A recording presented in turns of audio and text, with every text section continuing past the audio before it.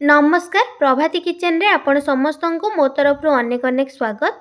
आज आम बनइबा आम ओडिशा फेमस माछ पत्रपोड़ा जोटा कि खाइबा जेतिकी सुआदिया बनइबा मध्य सेतिकी सहज। ताहले चलंतु स्टार्ट करबा आज रेसिपी। एही माछ पत्रपोड़ा बनइबा पई प्रथमे मु एठारे मसला रेडी करि नेबी। मसला पई मु एठारे नेइची 5टी सुखिला लंका, 2टी बड़ साइज रो पियाज को मुझे बड़ बड़ करी काटी नेइची। ता संगरे 20 रु 25 टी मु एठारे रसुण नेइची। मु एथिरे रसुण रो चोपा छड़ेई नेइची। एबे गोटे मिक्सर रे 3 चम्मच मु एठारे सोरिष नेइची। ता संगरे गोटे चम्मच मु एठारे जीरा नेइची। आपण माछ जेतिकी नेइथिबे सेही हिसाब रे आपणकर मसला रेडी करिवे। आउ सेही हिसाब रे कम अधिका करिके रसुण पियाज लंका ता संगरे सोरिष एवं जीरा को नेबे। सोरिष जीरा मिक्सर रे देई सारिबा परे एबे मु काटिकी रखिथिबा पियाज एवं रसुण ताको मु मिक्सर रे देई देइची एवं एबे लंकार डेफ छिड़ेइकिरी मु एठारे लंका ताको मध्ये मिक्सर रे देई देइची। एबे मु एथिरे अल्प किछि पानी देइकिरी बाटी नेबी। पानी दबा द्वारा मसलाटा भलसे चिकन होइकिरी बाटी हेइजिबो। सेतबे मु एठारे अल्प पानी देइकिरी एबे देखंतु मु बाटी नेइची। एडी देखंतु मु देखौची एतिकी चिकन करी मु भलसे मसला को बाटी नेइची। एबे मु गोटे जगार माछ को भलसे धोई नेइकिरी सेतरु सबतक पानी बाहर करिकी छाणीकी भलसे रखी नेइथिली। माछरे मु एबे गोटे चम्मच लूण ता संगरे गोटे चम्मच हळदी देउची। आपण जेतिकी माछ नेइथिबे सेही हिसाब रे लूण हळदी देबे। एबे मु माछरे सोरिष मसला देबी। मु एठारे सोरिष मसला 2 चम्मच देइची। आपण जदि सोरिष मसला अधिका टिके नबा पई चाहिबे ताहले आउ टिके अधिका मध्ये देई परिबे। मसला देई सारिबा परे माछरे मु एबे तेल देइची। तेल मु एठारे सोरिष तेल 2 चम्मच देइची। एही माछ पत्रपोड़ा बनइबा टाइम रे सोरिष तेल मसला सहित जहा हेले भी देबे। सोरिष तेल एठारे बहुत इंपोर्टेंट। सोरिष तेल दबा द्वारा माछर आउरी टेस्ट मध्ये बेसी बढ़ी थाए।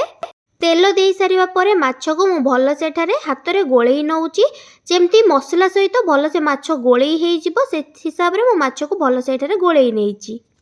मु एठारे मसला बनइबा टाइम रे सुखिला लंका देइथिली। आपण जदि अधिका राग पई चाहिबे ताहले जेतेबेले मु माछरे हळदी लूण एवं मसला देइकिरी गोळौथिली सेही टाइम रे आपण सुखिला लंका गुंड मध्ये देइकिरी गोळेई पारिबे किंबा कंचा लंका मध्ये छोट छोट खंड करिकिरी मध्ये देई पारिबे।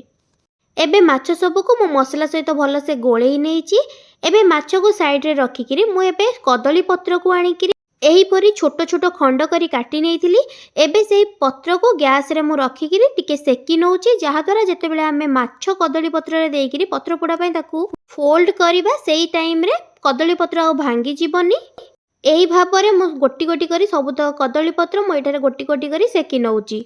मने रखिबे बहुत बेसी टाइम मध्य सेकिबेनी। 20 रु 30 सेकेंड पर्यंत एपट सेपट करी सेकी नेले हमर कदली पत्र ठीक से हेइ जिवो। आपण माने वीडियोटी को आरंभ रु शेष पर्यंत देखंतु। जदि वीडियोटी भल लागिबो ताहले लाइक सहित शेयर करि नेबे। सब्सक्राइब करबा सहित पाखरे थिबा छोटो बेल आइकन को क्लिक कर देबे जहा द्वारा मु जहा भी वीडियो अपलोड करिबी ताहार नोटिफिकेशन आपण पाखरे पहुंची परिबो। एवं आपण वीडियोटी को आरंभ रु शेष पर्यंत देखंतु। एही परी प्रोसेस रे घरे मध्य बनांतु। केमती लागुची मो सहित कमेंट सेक्शन रे निश्चय शेयर करिवे। आउ काहाको माछ पत्रपोड़ा खाइबा पई भल लागि थाए ता सहित माछ पत्रपोड़ा पखाळ सहित किबा गरम सहित काहाको कोउथरे खाइबा पई भल लागि थाए सेटा मध्ये जणेबे। एही माछ पत्रपोड़ा आपण पखाळ हो किबा गरम हो जोउथरे भी खाइले भल लागि थाए। आउ जदि पखाळ सहित माछ पत्रपोड़ा खाउछंती ताहले तार टेस्ट आउ भी बेसी बढ़ी थाए। एबे देखंतु मु गोटी गोटी करी जेतिकी पत्र मोर दरकारे सबुत पत्र मु एठारे सेकी नेइची। आउ एही परी भाबरे एतिकी छोट छोट मध्ये मु काटिकिरी रखिची। एबे सेकीथिबा पत्र को मु गोटे खंडा आनी गोटे प्लेट ऊपर रखी देइची।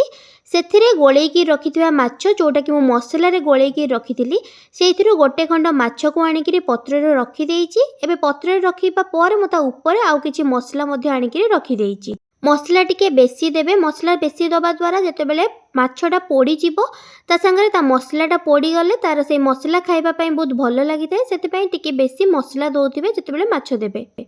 माछ को पत्र रे देइकिरी मु एठारे भल से फोल्ड करि नेइची।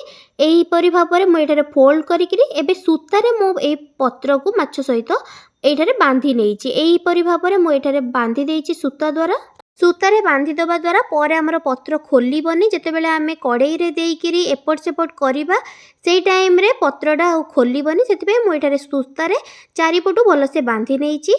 एही परी भाबरे मु जेतिकी माछ नेइथिली सबुतक को एही परी भाबरे गोटी गोटी करी माछ पत्र रे रखिकिरी ताको फोल्ड करिकिरी सूतारे बांधी नउची।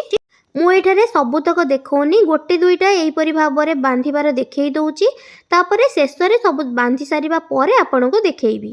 ଏବେ ବାନ୍ଧି ନେବା ପରେ ମୁଁ ଏଇ ପ୍ଲେଟ୍ରୁ ଆଉ ଗୋଟେ ପ୍ଲେଟ୍କୁ କାଢ଼ିକି ରଖି ନେଉଛି। ଏବେ ସେଇ ପ୍ଲେଟ୍ରେ ଆଉ ଗୋଟେ ପତ୍ର ଆଣିକିରି ସେଇ ସେମ୍ ପ୍ରୋସେସ୍ରେ ମାଛକୁ ଆଣିକି ରଖିଦେଇଛି ଏବଂ ତା ଉପରେ ଆଉ କିଛି ମସଲାକୁ ଆଣିକିରି ଭଲସେ ଲଗେଇକିରି ରଖିଦେଉଛି।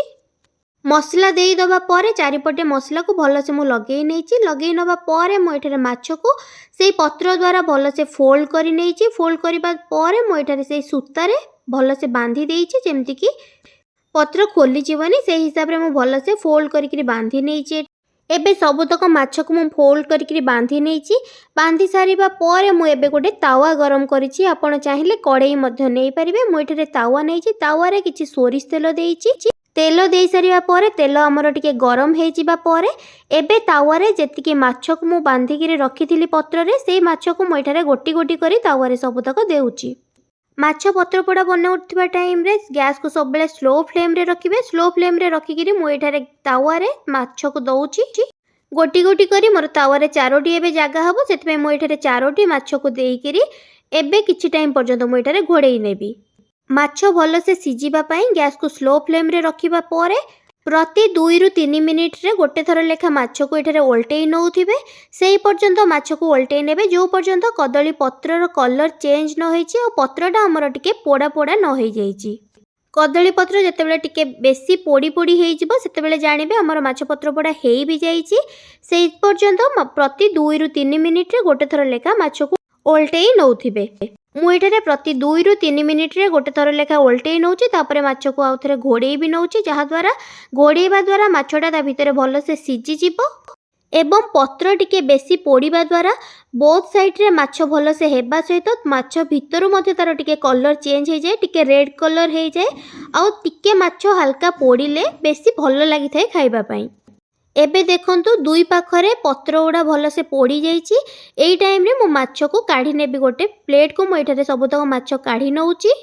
ମାଛ କାଢ଼ି ନେବା ପରେ ମୁଁ ଏଠି ଆପଣଙ୍କୁ ଗରମ ଗରମ ଦେଖେଇବି ବି ଖୋଲିକିରି ମାଛକୁ। ଆଶା କରୁଛି କି ଭିଡ଼ିଓଟି ଆପଣଙ୍କୁ ଭଲ ଲାଗିଥିବ। ଯଦି ଭଲ ଲାଗିଥିବ ତାହେଲେ ଲାଇକ୍ ସହିତ ସେୟାର କରିନେବେ। ଆଉ ଯଦି ମୋ ଚ୍ୟାନେଲରେ ନୂଆ ଥିବେ ତାହେଲେ ସବସ୍କ୍ରାଇବ୍ କରିନେବେ। ସବସ୍କ୍ରାଇବ୍ କରିବା ସହିତ ପାଖରେ ଥିବା ଛୋଟ ବେଲ୍ ଆଇକନ୍କୁ କ୍ଲିକ୍ କରିଦେବେ, ଯାହାଦ୍ୱାରା ମୁଁ ନେକ୍ସଟ ଯାହା ବି ଭିଡ଼ିଓ ଆଣିବି ତାହାର ନୋଟିଫିକେସନ୍ ଆପଣଙ୍କ ଫୋନ୍କୁ ଆସିଯିବ। ଏବେ ଦେଖନ୍ତୁ ପ୍ଲେଟ୍କୁ ମାଛକୁ ମୁଁ କାଢ଼ି ନେବା ପରେ ଏବେ ଆପଣଙ୍କୁ ଖୋଲିକିରି ମାଛକୁ ମୁଁ ଦେଖାଉଛି। ସୂତା ମୁଁ ଯେଉଁଟା ବାନ୍ଧିଥିଲି ସେଇଟା ତାୱାରେ ଯେତେବେଳେ ପତ୍ର ପୋଡ଼ିଛି ତା ସାଙ୍ଗରେ ସୂତା ମଧ୍ୟ ପୋଡ଼ିଯାଇଛି। ଏବେ ମୁଁ ଆପଣଙ୍କୁ ପତ୍ରରେ ମାଛକୁ କାଢ଼ିକିରି ଦେଖାଉଛି। ଦେଖନ୍ତୁ ପତ୍ରରେ ମାଛ କେତେ ସୁନ୍ଦର ବି ଦେଖାଯାଉଛି ଆଉ ଖାଇବା ପାଇଁ ସେତିକି ମଧ୍ୟ ଭଲ ଲାଗିଥାଏ। ପଖାଳ ହେଉ କିମ୍ବା ଗରମ ହେଉ ସବୁଥିରେ ଏହି ମାଛ ପତ୍ରପୋଡ଼ା ଖାଇବା ପାଇଁ ଭଲ ଲାଗିଥାଏ। ଆପଣ ନିଶ୍ଚୟ ଘରେ ଗୋଟେ ଥର ବନାନ୍ତୁ। ଆଶା କରିବି ଆପଣଙ୍କୁ ନିଶ୍ଚୟ ଭଲ ଲାଗିବ। ତା ସହିତ କାହାକୁ ମାଛ ପତ୍ରପୋଡ଼ା ଖାଇବା ପାଇଁ ଭଲ ଲାଗେ ଆଉ କେଉଁମାନେ ଏଇ ପ୍ରୋସେସ୍ରେ ବନାନ୍ତି ସେଇଟା ବି ଆପଣମାନେ କମେଣ୍ଟ ସେକ୍ସନରେ ନିଶ୍ଚୟ ଜଣାଇବେ ମୋତେ। ଏବଂ ଭିଡ଼ିଓଟି ଭଲ ଲାଗିଥିଲେ ଲାଇକ୍ କରିନେବେ। ଲାଇକ୍ କରିବା ସହିତ ଆପଣଙ୍କ ଫ୍ରେଣ୍ଡ ରିଲେଟିଭ୍ ସମସ୍ତଙ୍କ ସହିତ ଭିଡ଼ିଓଟିକୁ ସେୟାର କରିନେବେ। ମୋର ତ ମାଛ ପତ୍ରପୋଡ଼ା ହେଇକିରି ରେଡ଼ି ହେଇସାରିଛି। ରହୁଛି, ନମସ୍କାର।